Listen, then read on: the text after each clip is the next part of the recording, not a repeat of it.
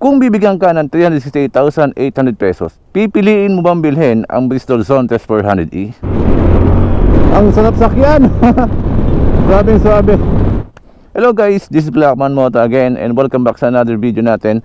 At we're going to feature this motorcycle from Bristol, the Zontes 400E. Kita nyo naman yun, oh. Big bike yan na 400cc. At ang sukat ng gulong sa unahan is 120/70/15. CS yung ginamit dyan, naka-tubeless tayo. At pagdating sa kanyang braking system, tayo po ay naka-disc brake. At the same time, may ABS yan. At ang kanyang suspension, tayo po ay naka-telescopic fork suspension. Kagandahan pa dyan, may camera yan, no? Una at saka likod. Ang astig, di ba? Look at the design. Napaka-aggressive nung datingan, di ba? Bulky yung datingan niya.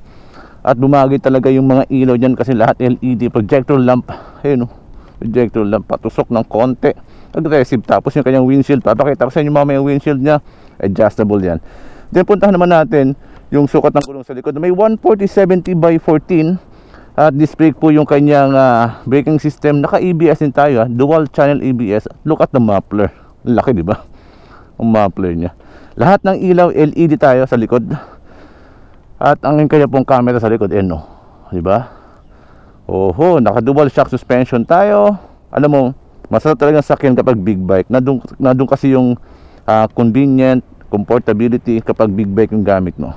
At isa ito sa masasabi ko na convenient ako at komportable kapag sinakyan. So pakita ko po sa inyo yung kanyang TFT panel, no? Ito po yung kanyang sensor, pinakang sensor, ano? Kasi keyless po yan. Once nasuot mo yan o nasa bag mo yan, wala ka nang kailangang i-open dyan, ano? Kasi keyless yan. I-open mo lang tong kulay red na to. Long press mo lang yan. Yan, bubukas ang kanyang TFT panel. Kita nyo naman yun, napaka-informative pati yung kanyang TFT panel. Para siyang LCD type na I think, hindi ko alam kung ilang inches yan. At kagandahan pa dito, ina-adjust yung kanyang windshield yun, no? Alright, ito yung button, no? And then may set and mode button tayo dito sa left portion. At yung passing light nandyan din. High and low beam button. Hazard nandyan din sa ating left portion. Turn signal sa kanyang ating busina. At sa right portion naman, of course, nandiyan po yung kill switch button natin, sport or eco mode. Ayan, o, makikita naman sa ating TFT panel. At of course yung fuel and seat, nandiyan yung button na yan. At yung ating ilaw, di ba? Ilaw. Pakita ko sa inyo yung front lights nya. Ayan. At yung starting system na push button, nandiyan din. Ito yung mga ilaw nya. Ayan, o, di ba? Pa-aggressive ng ilaw nya, o. So maganda, lahat LED yan. Yung upuan niya, kita niyo naman yung pwestuhan ng upuan, di ba?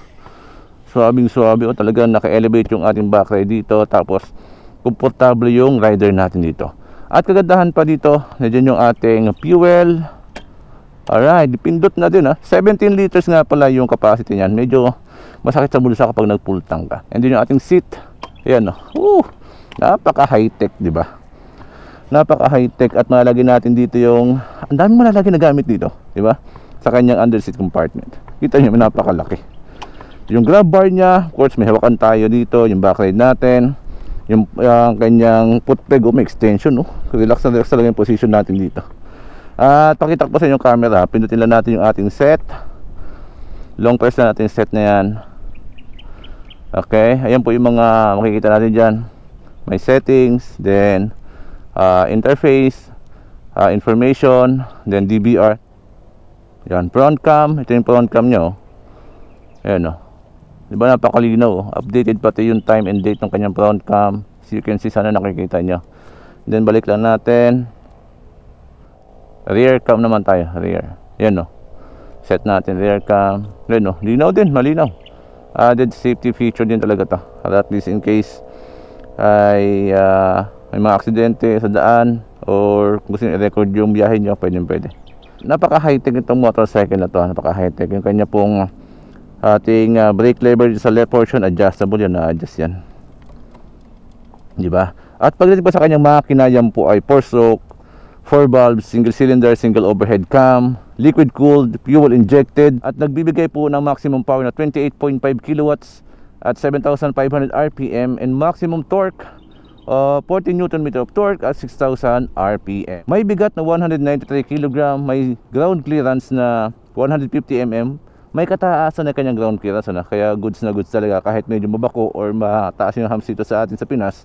Oy, goods na goods tong si Zontes 400E. May seat height na 760mm. So pakita ko sa mamaya yung ating riding position dyan. So yun po yung kayang ibigay ni Zontes 400E. Kita nyo naman sa looks pa lang talagang hindi din magpapakulit itong si Zontes 400E. Then kagandahan pa dito sa unit na to, yung kanya pong side pocket dito, yung side pocket, oh, ayun, oh, side pocket niya. Hindi mo ma-open yan kapag hindi naka-turn on yung kanyang ignition, di ba? Safety feature yan. Safe maglagay ng gamit tayo dyan, especially sa parking. Kung mag-iwan tayo ng valuable things natin, safe na safe dyan. Kasi nasa atin naman yung pinakang sensor niya, pinakang susi niya, kasi kilos naman yan. Safe na safe, hindi ma-open yan, hindi basta-basta ma-open. Pero dito sa kabila, ayun, oh. May ano tayo dyan, ha, may port tayo dyan, port. Ayan yung port niya. Ayun yung port niya sa kabila. May pang USB, may pang type C. Ayun yung port niya. So goods na good. At malalim din yung kanyang side pockets, ha. Marami tayong pwedeng ilagay. Alright, so test drive tayo, no. At alamin natin yung performance ito ni Zontes 400E. Ang laki, di ba? Ang laki, oh. 400cc tapos ang laki niya. Talagang we'll see kung anong ating magiging impression dito. First ride impression kay Zontes 400E. Start lang natin. Yun, medyo nagbiblink yung aking battery life, pa. Magandahan dito, may USB port pala dito, oh. Ayun, oh. Pwede tayo mag-charge din dyan, magsaksak. Eco mode natin, diba? Eco mode.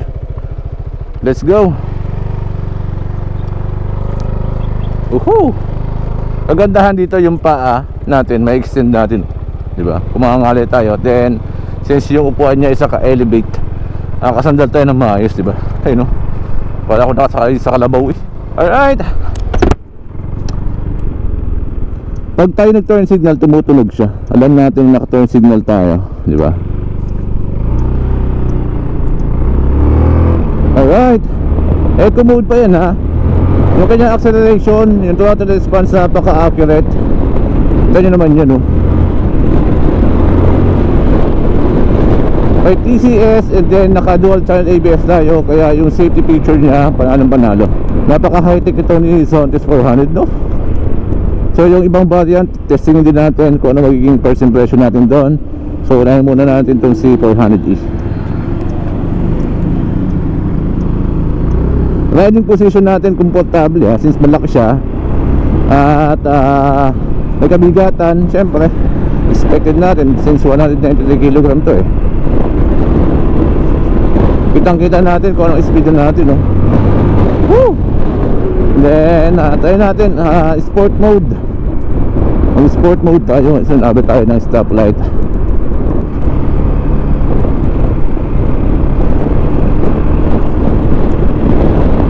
Yung kanyang braking system, lakas, oh.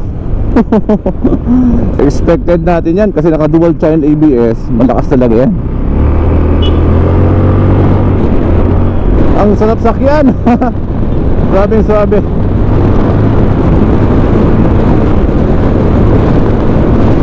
Woo! Grabe. Nakakitang-kita mo sa kanyang TFT panel yung mga information, di ba? Pag tayo nagdadrive, kita mo agad, eh.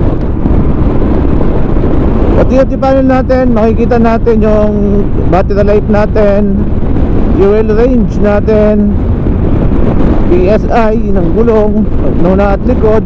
Napaka-informative ng kanyang TFT panel.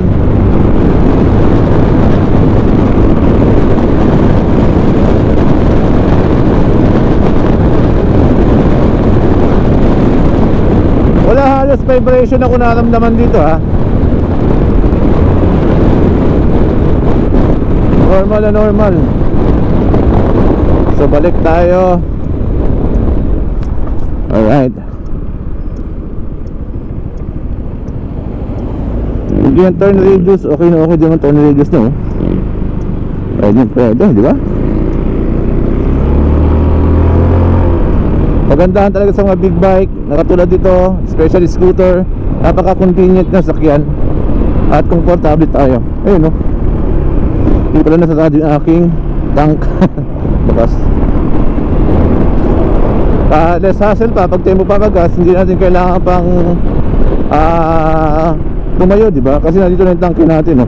17 liters, so medyo masakit na sa bulsa kapag nag-full tank tayo niyan. Yung side wheel niya, ang ganda, oh. Di ba? Ganda.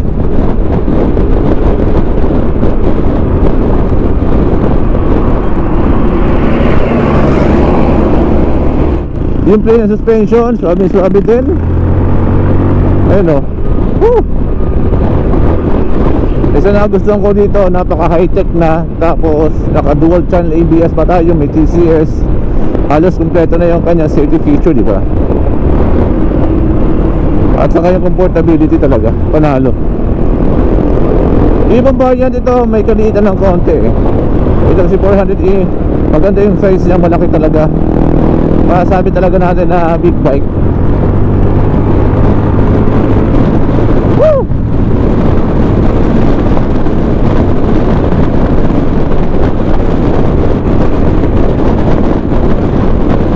Grabe.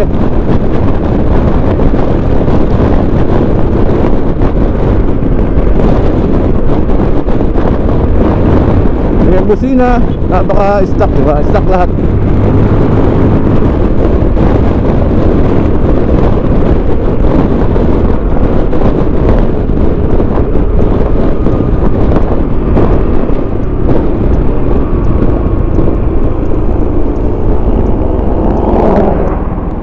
Hindi ako makangalay kahit mag long ride ako dito, di ba?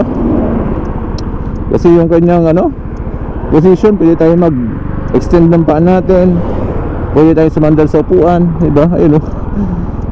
Hindi nyo na makita na nakasagala ko ngayon sa upuan, di ba? So ito lang yung ating first ride impression dito kay Zontes 400e. Napaka-komportable yung sakyan, convenient sakyan. 5'11 yung height ko, abot ko naman yung ground, left and right na paa natin. So medyo mahirapan lang kayo kapag medyo mababa yung height nyo, no? At bago lang kayo sa pag-motorcycle. Sa matotal, kung ako bibigyan nyo ng 368,800 pesos, bibili ako nito. Available po ito sa Bristol, Lucena. So ilalagay po natin yung contact number nyo dyan para makapag-inquire po kayo about Zontes model nila, no? 4 na variant to. Isa to sa mga variant na ginagamit natin yung 400e. Para alam ko may G, may D, yung mga variant nyan.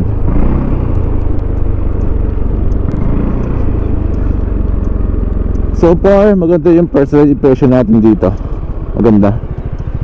Maganda manakbo, malakas ang preno kasi naka dual channel ABS tayo. Masarap sakyan, komportable. Lahat di button, di ba?